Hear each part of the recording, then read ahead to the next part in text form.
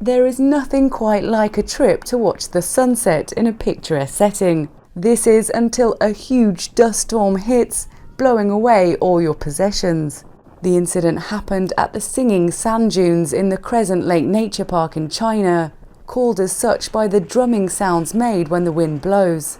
And blow it did, this time causing cries of panic as the tourist group tried to shield themselves.